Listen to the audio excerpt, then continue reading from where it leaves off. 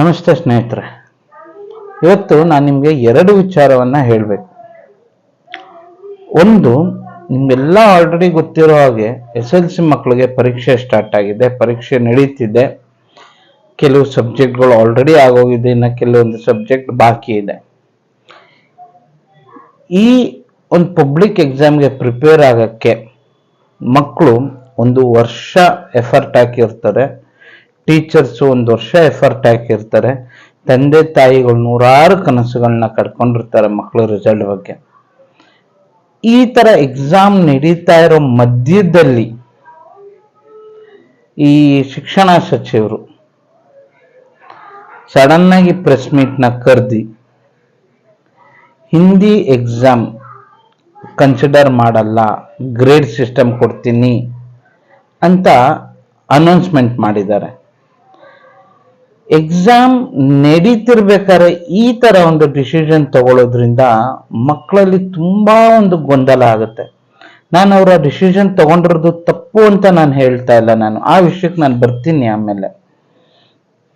Exam ನಡೀತಾ ಇರೋ ಟೈಮಲ್ಲಿ ಇನ್ನು 2 ದಿವಸ 3 ದಿವಸದಲ್ಲಿ ಹಿಂದಿ ಎಕ್ಸಾಮ್ ಇದೆ ಅನ್ನೋ ಟೈಮಲ್ಲಿ ಈ ತರ ಒಂದು ಗೊಂದಲದ ನಿರ್ಧಾರ ತಗೊಂಡಿರೋದು ಅನೇಕ ಮಕ್ಕಳ ಮನಸ್ಸಿನಲ್ಲಿ ಒಂಥರ ಕನ್ಫ್ಯೂಷನ್ ಉಂಟು ಮಾಡುತ್ತೆ.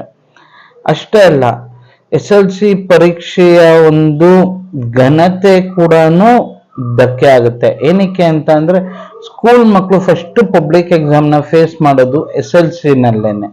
ಸೊ ಹಾಗಾಗಿ ಟೀಚರ್ಸು ಒಂಚೂರು ಮಕ್ಕಳಲ್ಲಿ ಜವಾಬ್ದಾರಿ ಬರಲಿ ಅಂತ ಎದುರಿಸಿ ಮಾಡಿ ಏನೋ ಅಥವಾ ಏನೋ ಮೋಟಿವೇಶನ್ ಮಾಡಿ ಮಕ್ಕಳನ್ನ SLC ಎಕ್ಸಾಮ್ಗೆ ನಾವು ಪ್ರಿಪೇರ್ ಮಾಡ್ತಾ ಹೋಗ್ತಾ ಇರ್ತೀವಿ. ಈ ಟೈಮಲ್ಲಿ ಸಡನ್ ಆಗಿ ಈ ತರ ಒಂದು ಗೊಂದಲದ ನಿರ್ಧಾರ ತಗೊಂಡಾಗ ಮಕ್ಕಳಿಗೆ ಇಷ್ಟೇನಾ ಬಿಡು, ಎಕ್ಸಾಮ್ ಮೇಲಿರುವಂತ ಒಂದು ಭಯನೇ ಹೋಗುತ್ತೆ. ಇದು ಈ ಸಲ ನಡೆದಿರೋದಲ್ಲ, ಇದೊಂದೇ ವಿಚಾರಕ್ಕೆ ನಾ ಹೇಳ್ತಾ ಇಲ್ಲ. ಈ ಸಪ್ಲಿಮೆಂಟ್ರಿ ನಾ ಕ್ಯಾನ್ಸಲ್ ಮಾಡಿ 3 ಎಕ್ಸಾಮ್ ಅಂತ ಕೊಟ್ಟಾಗ ಬಿಡು, ಫಸ್ಟ್ ಎಕ್ಸಾಮ್ ಆದ್ರೆ ಸೆಕೆಂಡ್ ಎಕ್ಸಾಮ್ ಮಾಡ್ಕೊಬಹುದು, ಅಲ್ಲಿ ಒಂಚೂರು ಮಕ್ಕಳು ಕೇರ್ಲೆಸ್ ಆದ್ರು. ಅಷ್ಟೇ ಅಲ್ಲ, ನೆಕ್ಸ್ಟ್ ಇಂಟರ್ನಲ್ ಸೇರಿ ಪಾಸ್ ಆಗ್ಬೇಕು, ಈ ನಿರ್ಧಾರದಿಂದನೂ ಅಷ್ಟೇ. ಬಿಡು, 13 ಮಾರ್ಕ್ಸ್ ಬಂದ್ರೆ ನಾವು ಪಾಸ್ ಆಯ್ತೀವಿ.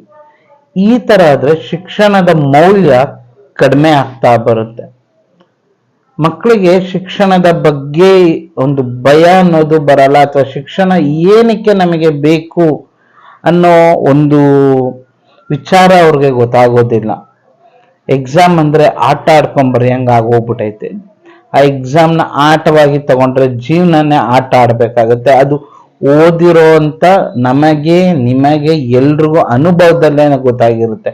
ಶಿಕ್ಷಣ ಇಲ್ಲದೆ ಸಮಾಜದಲ್ಲಿ ಹೇಗೆ ನಾವು ಜೀವನ ನಡೆಸಕ್ ಆಗುತ್ತೆ ಅನ್ನೋದು ನಾವು ಹಿರಿಯರಾಗಿ ನಮ್ಮ ಅನುಭವದಲ್ಲೇ ಅದು ಗೊತ್ತಾಗಿರುತ್ತೆ.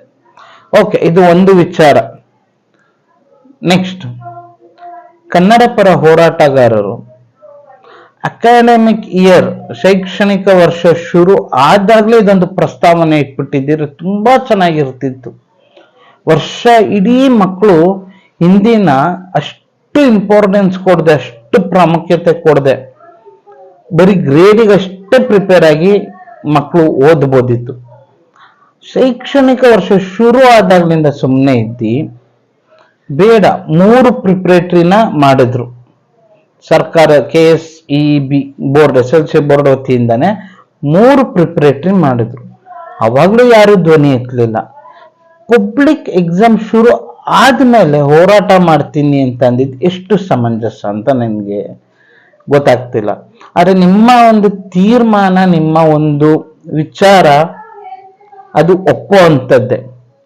ಈಗ ಕರ್ನಾಟಕದಲ್ಲಿ ಕನ್ನಡ ಮೇನ್ ಭಾಷೆ ಆಗ್ಬೇಕು ಅಂತ ನೀವು ನಿಮ್ಮ ಉದ್ದೇಶ, ಹಿಂದಿ ಹೇರಿಕೆ ಮಾಡಬಾರ್ದು ಅನ್ನೋದು ನಿಮ್ಮ ಉದ್ದೇಶ. ನಿಮ್ಮ ಉದ್ದೇಶಕ್ಕೆ ನಾನು ತಲೆ ಬಾಗ್ತೀನಿ. ಆದರೆ ಒಂದು ವಿಚಾರ ಯೋಚನೆ ಮಾಡಿ, ಹಿಂದಿ ನಮ್ಮ ಕರ್ನಾಟಕದಲ್ಲಿ 3ನೇ ಲ್ಯಾಂಗ್ವೇಜ್, ತೃತೀಯ ಭಾಷೆ ಹಿಂದಿ. ಅದೇ ತೃತೀಯ ಭಾಷೆಯ ಪಟ್ಟಿಯಲ್ಲಿ ಕನ್ನಡ ಕೂಡ ಇದೆ. ಎಷ್ಟೋ ಶಾಲೆಗಳು ಕನ್ನಡವನ್ನ ತೃತೀಯ ಭಾಷೆಯನ್ನಾಗಿ ಆಯ್ಕೆ ಮಾಡಿದೆ. ಇವಾಗ ಈ ತೃತೀಯ ಭಾಷೆಗೆ ಗ್ರೇಡಿಂಗ್ ಸಿಸ್ಟಮ್ ಬಂತಲ್ಲ, ಅಲ್ಲಿ ಕನ್ನಡಕ್ಕೂ ಗ್ರೇಡಿಂಗ್ ಸಿಸ್ಟಮ್ ಬಂತಲ್ಲ. ಸೊ ಇದು ನಾವು ಕನ್ನಡನ ಉಳಿಸ್ಬೇಕು ಅಂತ ಮಾಡ್ತಾ ಇರೋ ಹೋರಾಟ ಒಂದ್ ಕಡೆ ಕನ್ನಡಕ್ಕೆ ಮುಳುವಾಗಿದೆ. ಒಂಚೂರು ಯೋಚನೆ ಮಾಡಿ, ಕೆಲವು ಶಾಲೆಗಳು ಫಸ್ಟ್ ಲ್ಯಾಂಗ್ವೇಜ್ ಇಂಗ್ಲಿಷ್ ತಗೊಂಡಿರೋಂಥವು, ಮೂರನೇ ಲ್ಯಾಂಗ್ವೇಜ್ ಕನ್ನಡ ತಗೊಂಡಿದೆ. First language Sanskrit, second language English ತಗೊಂಡಿರುವಂತ ಶಾಲೆಗಳು ಮೂರನೇ ಭಾಷೆ ಕನ್ನಡವಾಗಿ ಆಯ್ಕೆ ಮಾಡಿದೆ.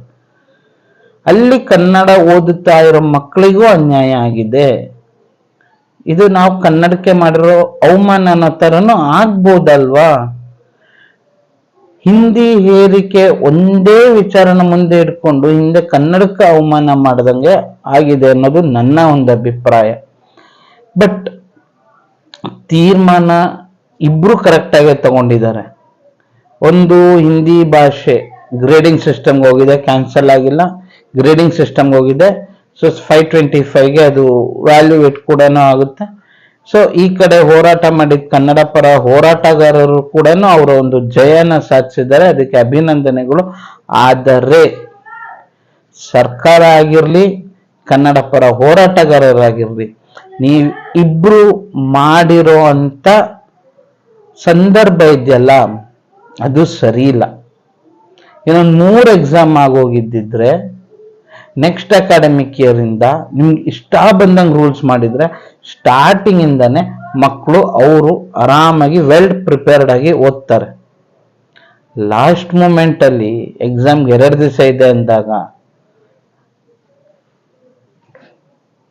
ಏನ್ ಹೇಳ್ಬೇಕು ಅನ್ನೋದು ಗೊತ್ತಾಗ್ತಾ ಇಲ್ಲ. ಇದನ್ನೆಲ್ಲ ನೋಡ್ಕೊಂಡು ಬಾಯಿ ಮುಚ್ಕೊಂಡು ಇರ್ಬೇಕಾಗುತ್ತೆ ಅನ್ಸುತ್ತೆ.